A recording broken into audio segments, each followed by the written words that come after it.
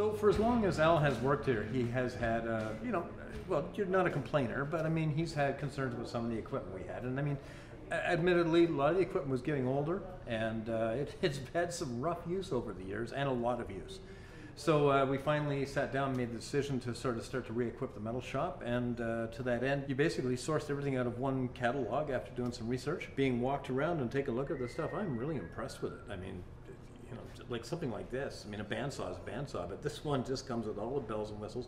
It's half the size of the one we've been using. Same capacity, though. Same capacity and half the size. And I mean, this bit with just being able to buy rolls of bandsaw blade and putting them together yourself is awesome. I didn't even know, that was something I didn't know existed.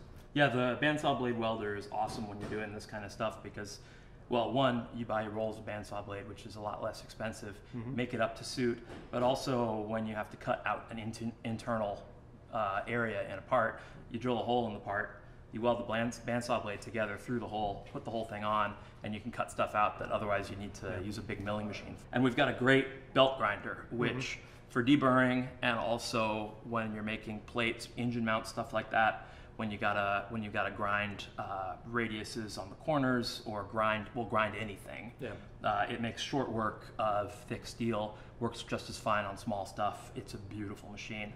All right, well, good. I'm glad you're happy. Yeah, I'm super excited. So I guess the next thing is we'll just get it all plugged in and set up and use it all.